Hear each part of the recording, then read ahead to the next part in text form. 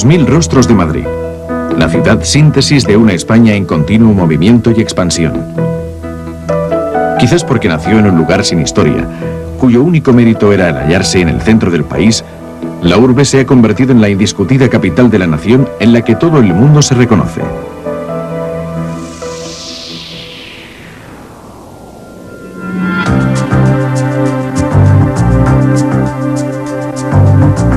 El edificio Metrópolis, que con su ángel domina la Gran Vía de Madrid, se ha convertido con el tiempo en el auténtico símbolo de la ciudad, por encima incluso del grandioso Palacio Real, el Palacio de Oriente. Naturalmente, sus dimensiones están ligadas al carácter grandilocuente de la historia de España, cuyo esplendor se inició en el siglo XV con el descubrimiento del Nuevo Mundo y alcanzó su apogeo con el vasto imperio conseguido por Carlos I y perpetuado por su hijo Felipe II.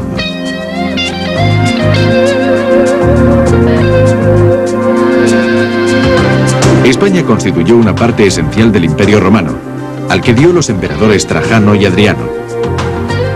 El gran acueducto de Segovia, población cercana a Madrid, es la prueba evidente de la importancia que tuvo la provincia ibérica en el mundo romano. Aún hoy, esta construcción asombra por su audacia técnica y su grandiosidad.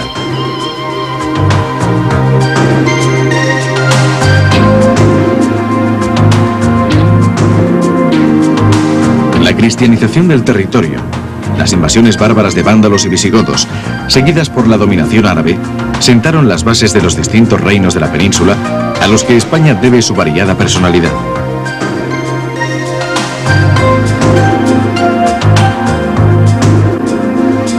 Estamos viendo Toledo, la ciudad que durante varios siglos fue la capital y el centro de la vida religiosa española. La ciudad está dominada por el Alcázar, construido a lo largo de varios siglos y que fue restaurado recientemente siguiendo el proyecto de Alonso de Covarrubias, quien inició su construcción en el siglo XVI.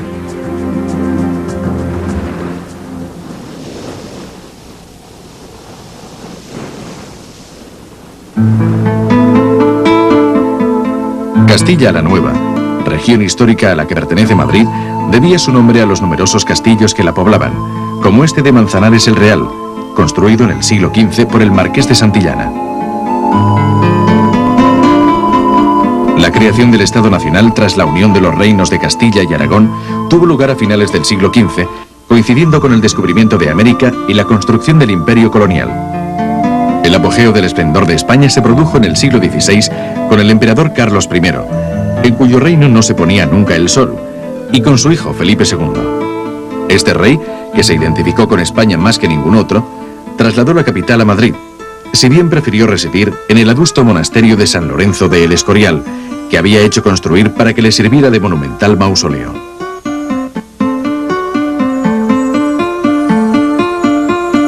Desde aquí, en una desnuda estancia adornada con cuadros del Bosco, que representan los 7 pecados capitales, Felipe II dominó el mundo.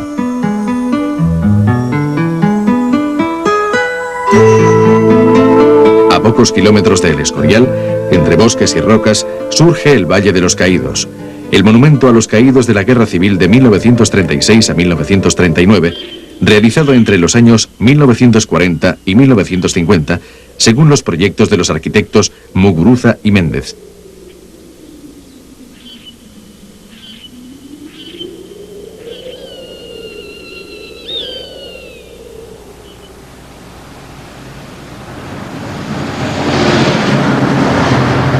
El puente de Segovia permite cruzar el Manzanares, el río en cuyas orillas se construyó Madrid. En la colina que hay en sus proximidades, allí donde ahora se levantan el Palacio de Oriente y la Catedral, se alzaba en la Edad Media una fortaleza árabe llamada Majerit, de la cual deriva el nombre actual de Madrid.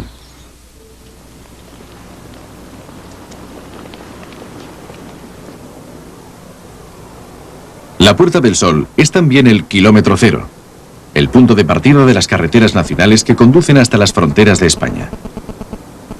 La forma de hemiciclo de la plaza se remonta a comienzos del siglo pasado, mientras que el nombre procede del de una puerta de la antigua muralla. La calle Mayor la comunica con la Plaza Mayor y con la Morería.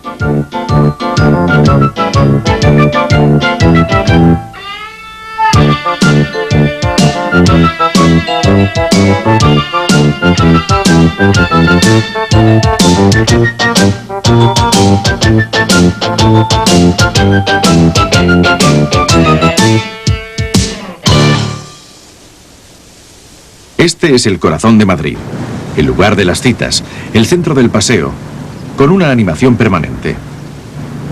Alrededor de sus fuentes y bajo el reloj de la Casa de Correos, la gente se encuentra para decidir los itinerarios del trabajo y de la vida nocturna. Este edificio del siglo XVIII, que nació como Ministerio de Correos, ha tenido diversas utilidades a lo largo de los siglos XIX y XX, y en la actualidad es la sede de diversas oficinas municipales y del ente autonómico de Madrid. Durante la noche, la plaza se halla inteligentemente iluminada y bulle con sus 1000 sonidos festivos en la atmósfera fascinante y algo neurótica que precede a la caza de la diversión nocturna. La movida define bien, con un término que se ha hecho ya internacional, esta frenética liberación en los diversos templos de la música, el baile y las reuniones.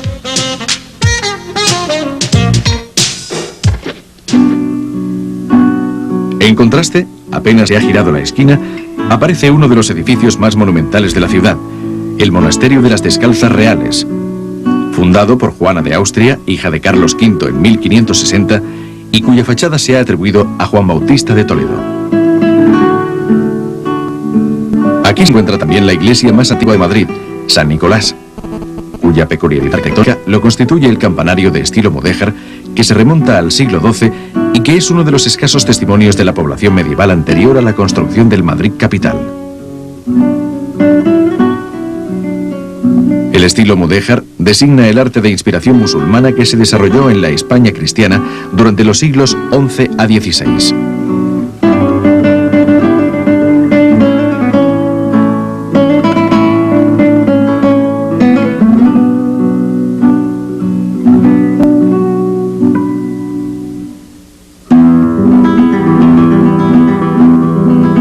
En esta zona de Madrid se llevó a cabo la primera modelación urbanística de importancia de la ciudad en cuanto capital, la Plaza Mayor, construida por Juan Gómez de Mora en el siglo XVII en un estilo uniforme, con edificios porticados y torres.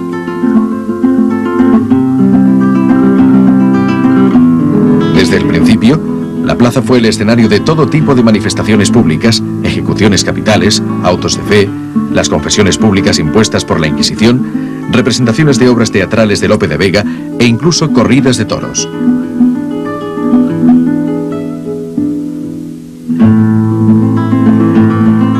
En el centro se halla la estatua ecuestre de Felipe III, el rey que instó la construcción de la plaza. Los autores de la estatua fueron Gian Bologna y Pietro Tacca, célebres por las esculturas que adornan muchas de las plazas de Florencia.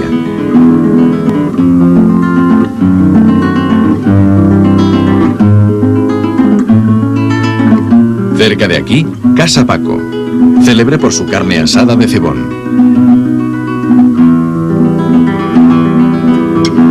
Y tras el Arco de Cuchilleros, un restaurante tradicional, El Botín, uno de los más antiguos de Madrid, famoso por sus platos de cocina castellana, el más célebre de los cuales es el collo al horno.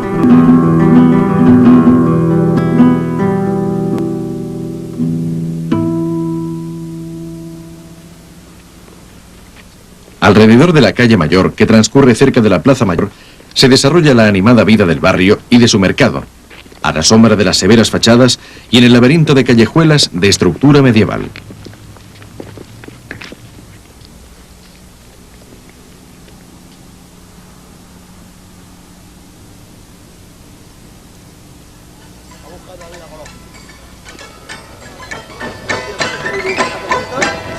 Al sur de la calle Mayor y en las vías que hay en la calle Toledo, tiene lugar cada domingo uno de los ritos más pintorescos y típicos de Madrid, el Mercado del Rastro.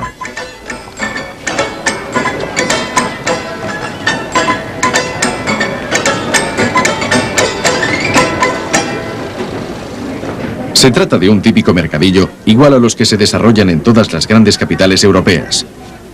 Pero a diferencia de estos, Madrid le añade un toque personal. Ese aire de fiesta que transforma el paseo por sus callejuelas en una experiencia excitante. En la Puerta de Toledo, que cierra la calle, se ha levantado como singular contrapunto al Rastro un moderno centro comercial que parece convivir sin traumas con el viejo mercado de ropavejeros y quincalleros. Esto constituye una nueva confirmación del carácter madrileño que se desarrolla entre la vida cerrada del barrio y el frenesí del gran núcleo urbano.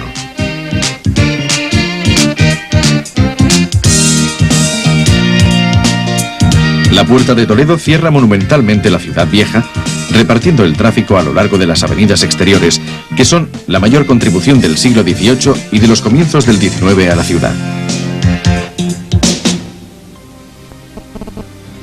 Estas hermosas vidrieras adornan la Casa de la Villa o Ayuntamiento de Madrid. En este monumental salón es donde se reúne el consistorio de la ciudad.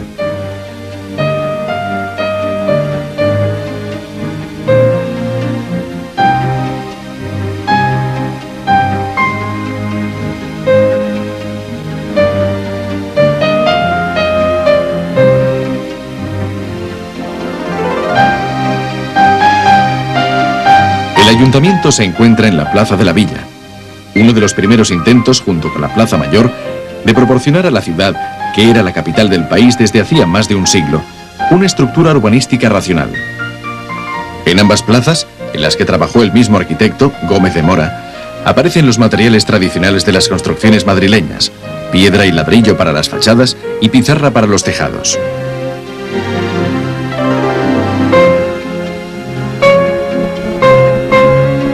La Torre de los Lujanes, también en la misma plaza, conserva vestigios del estilo morisco que une a Madrid con sus raíces españolas más antiguas.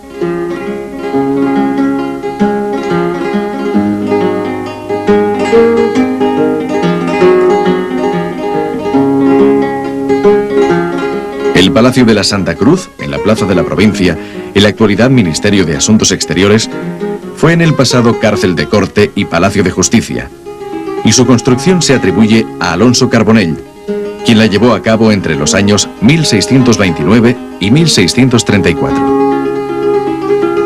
Grandes cúpulas barrocas dominan el laberinto de callejuelas de la ciudad vieja. Esta es la iglesia de San Francisco el Grande, cuya cúpula mide 32 metros de diámetro.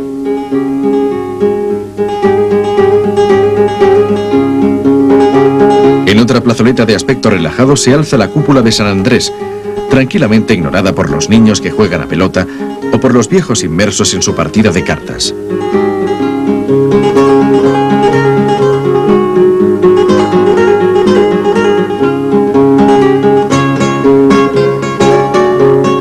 Estamos en la plaza de la Puerta de Moros, en el popular barrio de La Latina, un tranquilo oasis en el corazón de la ciudad.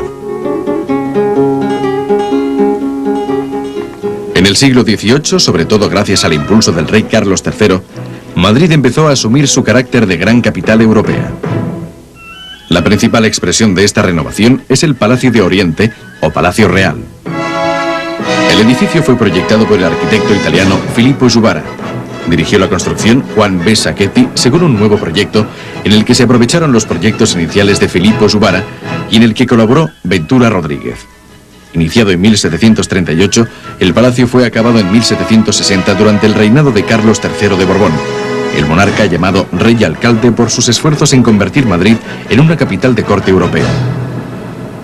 El palacio tiene un patio interior cuadrado en el que se hallan las 4 estatuas de los emperadores romanos de origen hispánico: Trajano, Adriano, Teodosio y Honorio.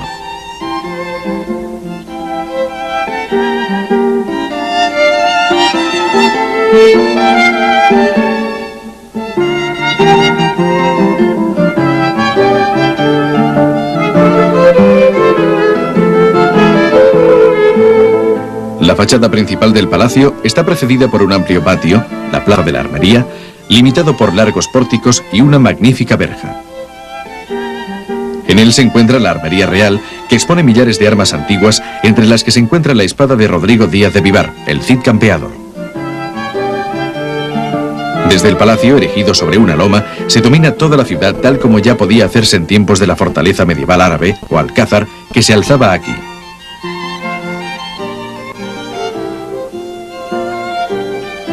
También desde aquí se observa una magnífica panorámica del vasto Campo del Moro, el parque situado tras el palacio, y de los jardines Sabatini, ubicados frente a una de las fachadas laterales.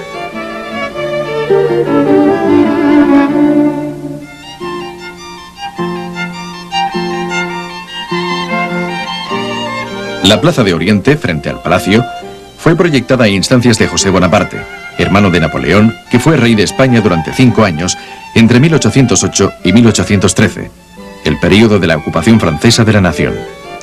Pese a la oposición del pueblo, por su condición de ocupante, José Bonaparte promovió un ambicioso plan para el embellecimiento de la ciudad, sobre todo con la apertura de nuevas plazas y jardines. Los tradicionales desfiles militares que tienen lugar frente al palacio se enriquecen con un detalle inédito: la marca que indica la pertenencia de los hermosos caballos a la Casa Real.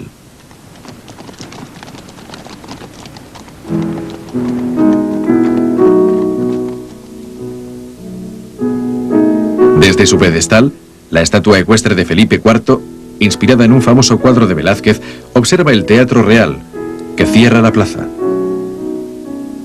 Este teatro, llamado popularmente la Ópera, se utiliza actualmente como sala de conciertos. Entre los teatros clásicos de Madrid se encuentra también el de la Zarzuela, en el que se representan zarzuela, ópera y ballet, y cuya fachada está inspirada en la Scala de Milán. El Gran Teatro Español es del Siglo de Oro, entre los siglos XVI y XVII, que tiene en Lope de Vega a su principal autor dramático. Un monumento situado enfrente del Teatro Español recuerda el otro gran nombre del teatro, Calderón de la Barca, junto a su obra más conocida, La vida es sueño. En la fachada hay unos medallones con los bustos de Lope de Vega, Calderón de la Barca y Tirso de Molina.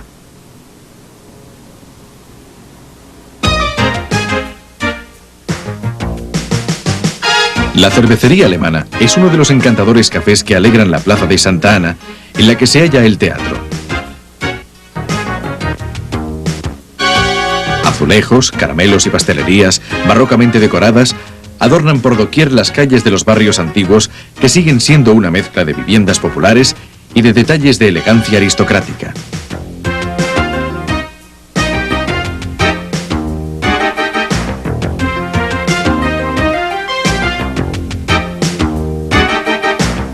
Lavapiés es otro barrio popular en el que antiguamente vivían los judíos, los manueles o manolos, tal como se conocía a los habitantes de esta zona.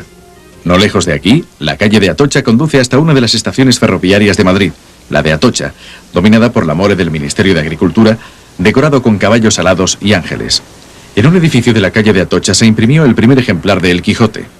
Un medallón recuerda a Cervantes, autor de la novela, junto a sus personajes Sancho Panza, el pragmático escudero, y Don Quijote, el caballero idealista. Con su historia no únicamente nos recuerdan la dualidad entre la picaresca y el idealismo, sino sobre todo la eterna aventura humana que oscila entre el sueño y la realidad. El reconocimiento oficial al insigne escritor se halla en la Plaza de España, en cuyo centro se ha erigido un enorme monumento.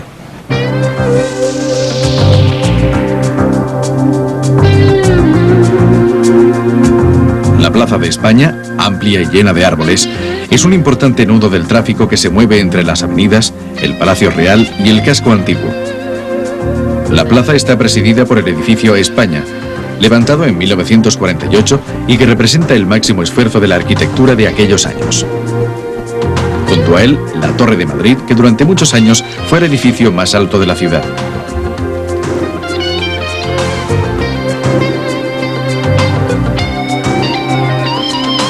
A partir de 1910 se empezó a construir la Gran Vía, demoliendo viejos edificios y arrasando el entramado de las antiguas calles. Durante 40 años se construyeron edificios de todos los estilos posibles e imaginables. De ese modo se creó un conjunto fascinante y a su manera homogéneo, de construcciones monumentales y pomposamente conmemorativas.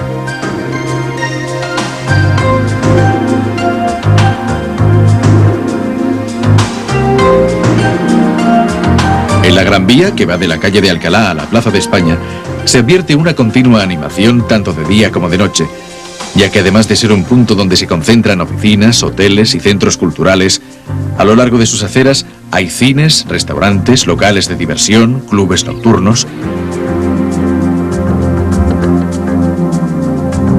La Gran Vía es también el eje de uno de los barrios en los que bulle la vida nocturna de la capital y su famosa movida. Entre locales famosos destaca el Cine Capitol, obra maestra del Art Déco, y Casa Labra, con sus aperitivos y sus especialísimas tapas a base de bacalao.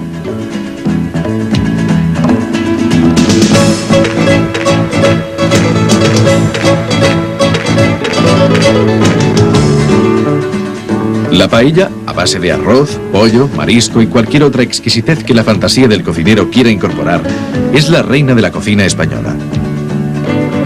Así es como se prepara en un conocido restaurante.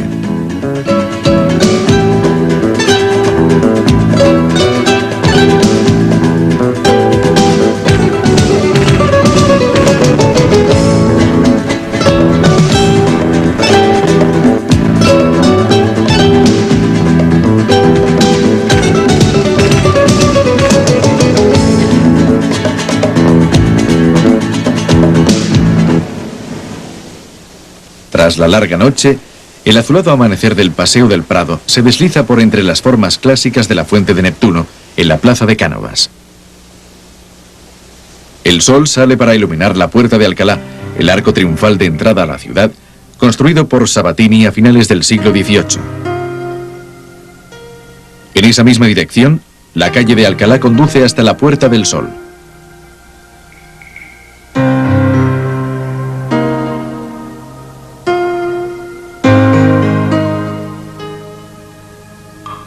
Cuadrigas, ángeles, héroes armados, diosas aladas.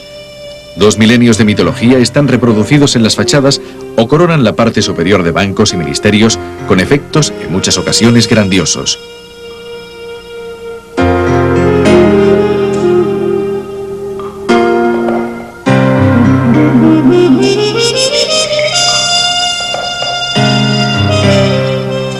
El Paseo del Prado, que empieza en la Plaza de Cibeles, es una especie de gran salón verde en forma de hipódromo, adornado con 3 fuentes, la de Cibeles, la de Apolo y la de Neptuno.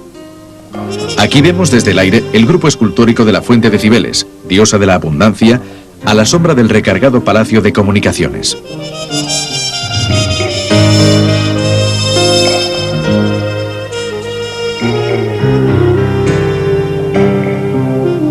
Leones y divinidades griegas también están presentes de forma generosa en el Palacio de las Cortes, en la actualidad Congreso de los Diputados, situado a espaldas del Paseo del Prado.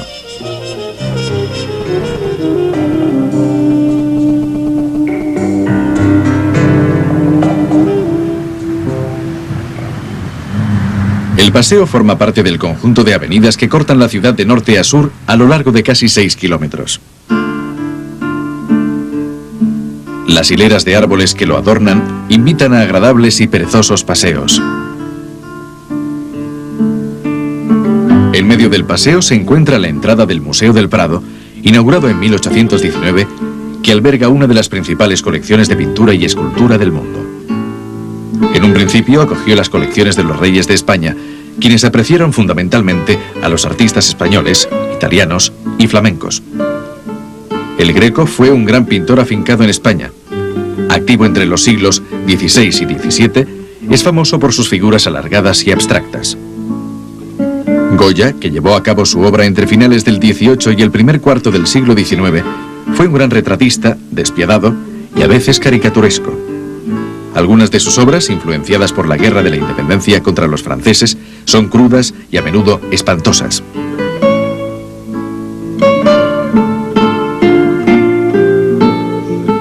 Sin embargo, el gran público lo recuerda y admira por los 2 sensuales retratos de una misma mujer, la maja vestida y la maja desnuda.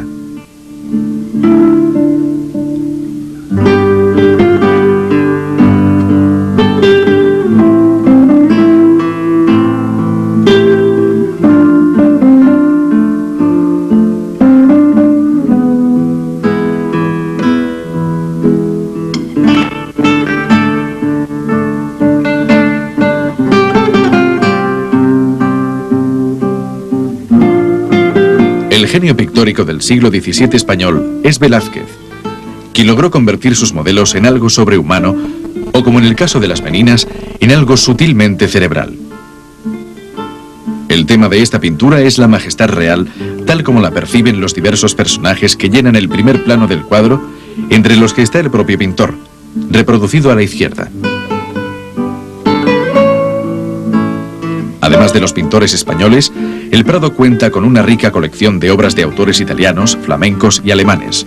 En esta sala se halla el Jardín de las Delicias de Hieronymus Bosch, El Bosco, uno de los cuadros más admirados por los visitantes.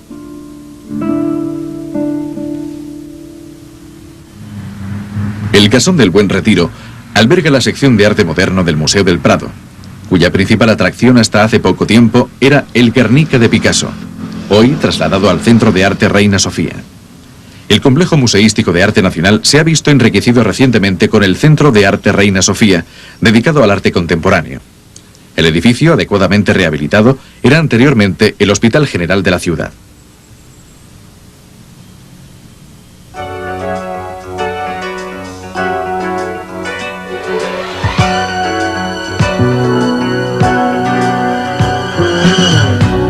Detrás del Prado se abre el Gran Parque de Madrid, el Retiro, que fue en otros tiempos Reserva Real. El nombre de Buen Retiro procede del uso al que estaba destinado desde los tiempos del devoto Felipe II. En efecto, este parque era lugar de oración y ayuno durante los lutos y la Cuaresma. En el centro se halla un lago en el que se refleja el espectacular monumento al rey Alfonso XII.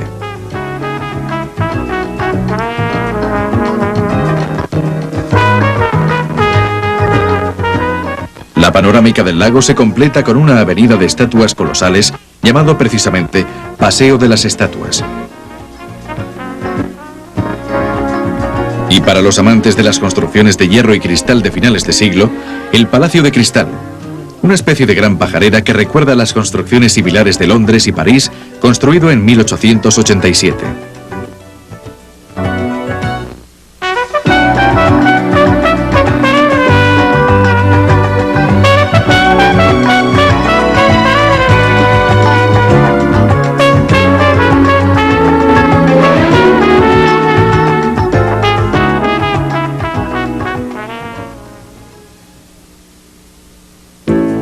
Desde el parque, a la altura de la Puerta de Alcalá, parte la calle de Serrano, el escaparate internacional de Madrid, donde se hallan las tiendas de gran lujo.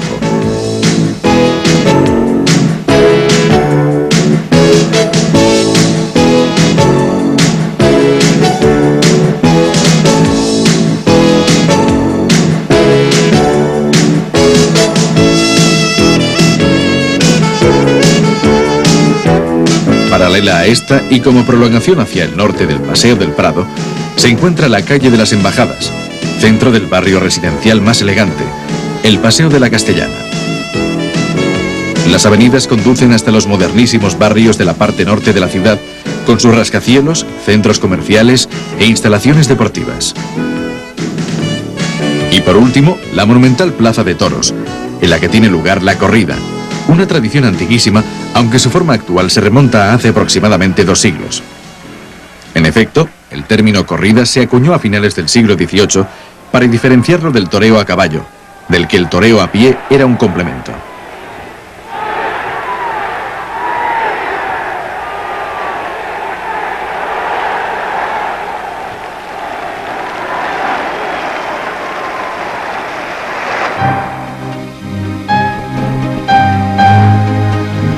Una clásica excursión al norte de la ciudad es el viaje al Pardo, lo que fuera una gran reserva de caza en cuyo centro se alza un palacio del siglo XVI, que fue remodelado en tiempos de Carlos III, 1772. En la actualidad, en el palacio se alojan los jefes de Estado extranjeros cuando visitan oficialmente España.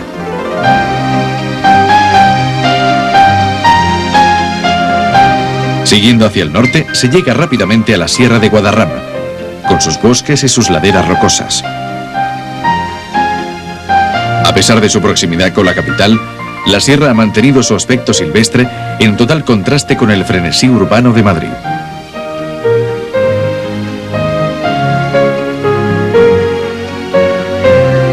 Grandes jardines de estilo francés preceden el Palacio de San Ildefonso o La Granja, en la vertiente norte de la Sierra de Guadarrama. Felipe V mandó construir esta suntuosa morada en el siglo XVIII, a imitación de Versalles. Dicho rey procedía de la corte francesa e inauguró tras las sangrientas guerras que azotaron media Europa un siglo de paz con la dinastía de los Borbones. Pero para entonces, España ya había perdido su pasado esplendor y solo le quedaba el prestigio de una gran cultura.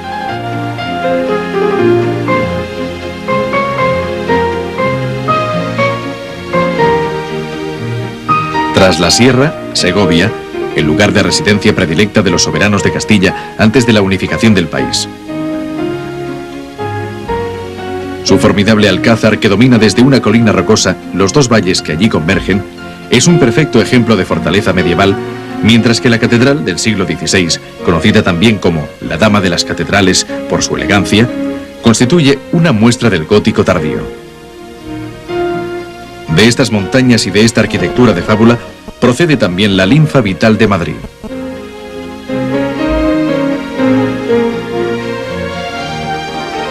Desde la parte opuesta al sur de Madrid, en el corazón de la noble Castilla medieval, Toledo celebra de forma espectacular la Pascua de Pentecostés.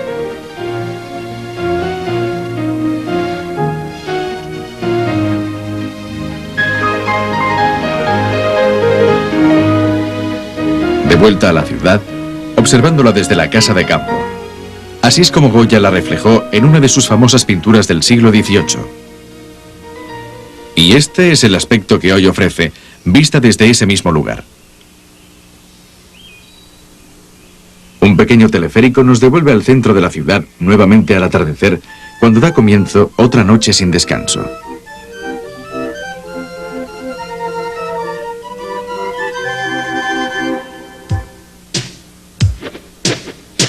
De la Puerta del Sol a Malasaña, de la Gran Vía a Recoleto, Salamanca, Madrid vive cada noche como si fuera la última.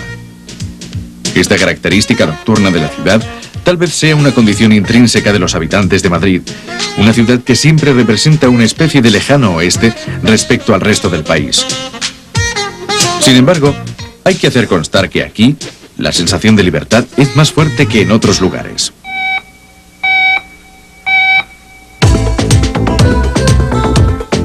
Madrid continúa ofreciendo el espectáculo de su vida frenética, apasionada, de avanzadilla, como si quisiera hacer olvidar sus orígenes anónimos, la falta de raíces locales de su población, procedente en gran parte de todos los rincones de España.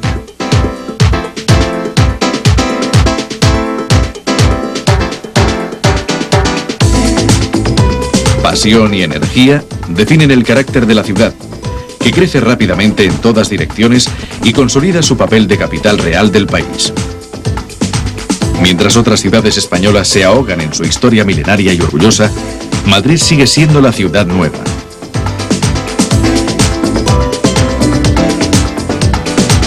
Cuatro siglos después de la difícil elección de Felipe II, la apuesta se ha ganado.